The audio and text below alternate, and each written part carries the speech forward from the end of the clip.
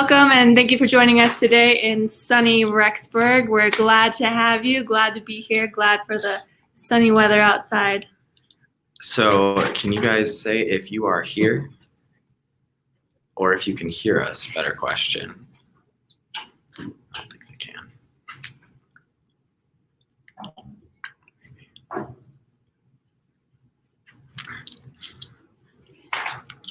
Can anybody hear us? Can you see us?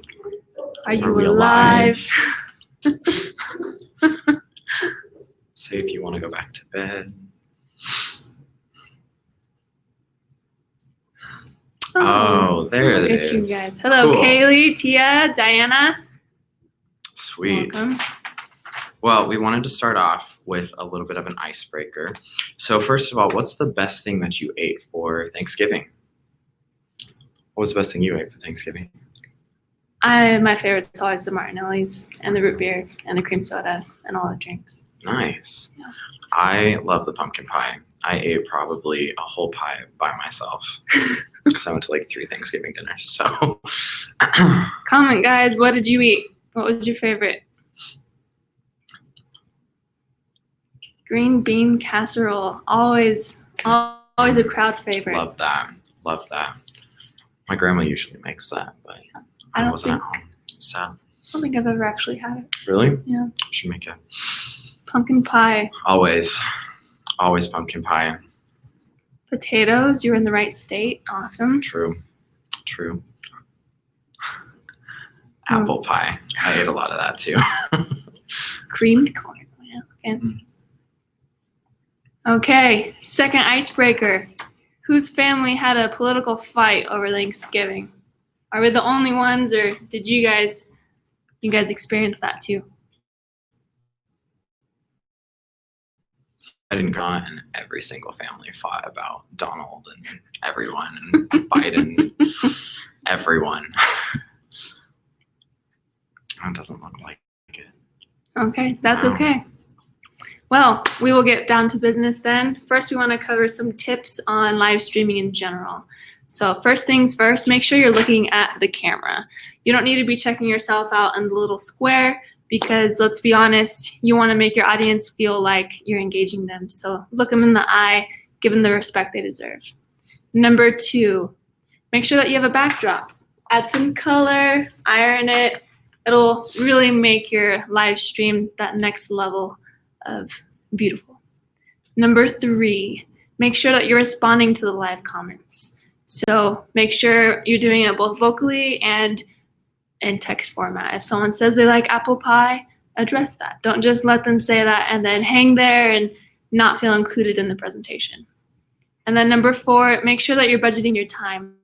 Make sure you're not spending a whole 10-minute chunk and then a really quick 30-second on your content. Your introduction is important, but you need to keep moving through your outline as well.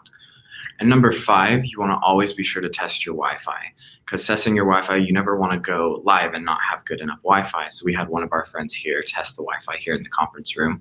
Number 6, you want to make sure that you have an outline so you actually know what you're going to say and you have kind of made a plan as to what direction it's going to go. There's our outline.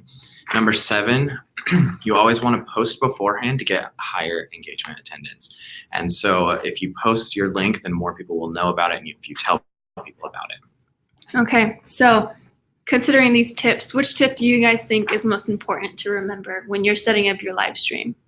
Go ahead and comment and we'll see what tip wins. I think the most important one would definitely be the Wi-Fi, in my opinion. Nothing's worse than watching like a blurry video or something that just lags really bad. Yeah. I don't know. I think the outline is good because sometimes stage fright kicks in and then you don't forget what you're going to say and you're just staring at the screen. I think it's better to have that flow. True.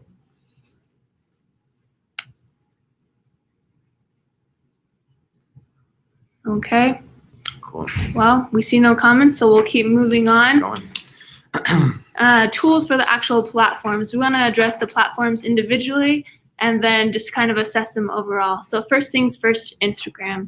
Instagram is good because a lot of users overall, they're using Instagram And there's filters you can use while you're live streaming. So if you didn't do your makeup that day and you're not having it, you can just slap a filter on and then you're ready to go.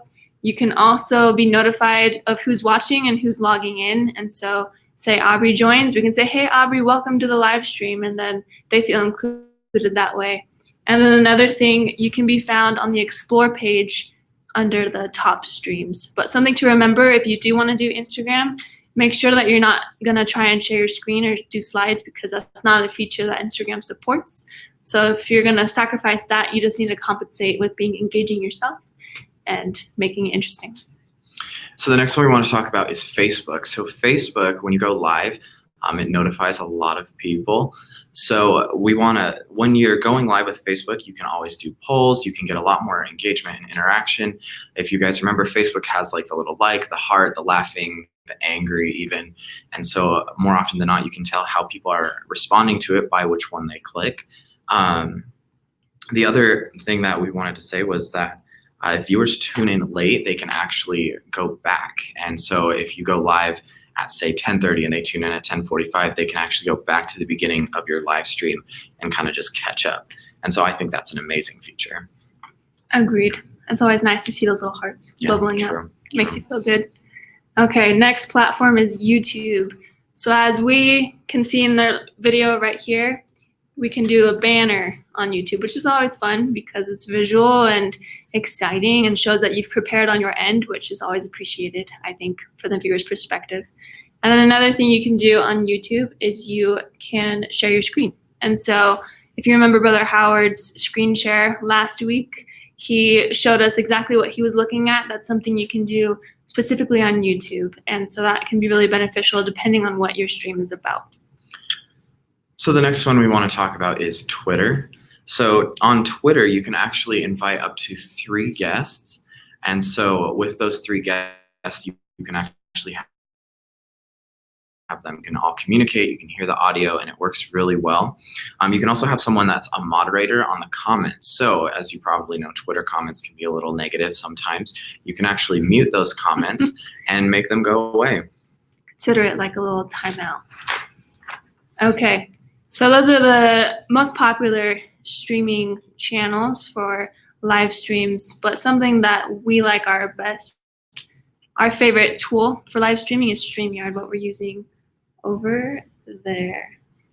Yep, and it's free, which is really nice for us poor college kids. That's the version that we're using. Just know that if you do have that little extra money to upgrade, or if you're going to do this in a professional setting, if you upgrade, you can actually do the same live stream on 3 different platforms. So if Susie is on Instagram, but Jake is on Facebook, and my mom is on Facebook or Twitter, then they can all be watching it at the same time, which is really helpful because you're not just narrowed down to that one channel. Something to remember though, if you're a Safari lover like me, StreamYard doesn't really work with Safari. You need to have Chrome. So give in to Google and it will be beautiful. So with all of this in mind, we wanted to ask you guys, what is your favorite platform to watch live streams on? I'll ask you that question too. Watching Instagram, because I don't really use other platforms, but I think from a producer standpoint, I like YouTube because it has more options. True. I like watching it on Facebook. It's always fun to see the little angry emojis coming up. Like if it's ever like something political, like people always like send a little angry face. I think that's always fun. I don't watch live streams often, but I do watch a weekly show on Twitch. Awesome. That is cool. Can't say that I've used Twitch before. Instagram. Did you find StreamYard easy to use? I think so. I think it was pretty simple. Yeah. It's not one of those things that you have to spend hours learning. You can just see the options and then throw it up there. And it's very visual, so that's always nice. Nickelodeon. Yeah, never. All right. Not even. I didn't know they did that, but go Nickelodeon. So our follow-up question then would be, what would be your favorite to use, do you think, with all this information in mind? So if you're producing the show, would you use the same platform that you previously mentioned? Instagram? Anything Google. We've given into the dark side. Okay. All right. Well, we hope that you've learned something useful. We hope that your live streams will now be better thanks to the tips and tools that we've covered. If you have any questions, you know where to find us. Not that you know our houses, but we're in the same class, so it'll be good stuff. Until next time, aloha.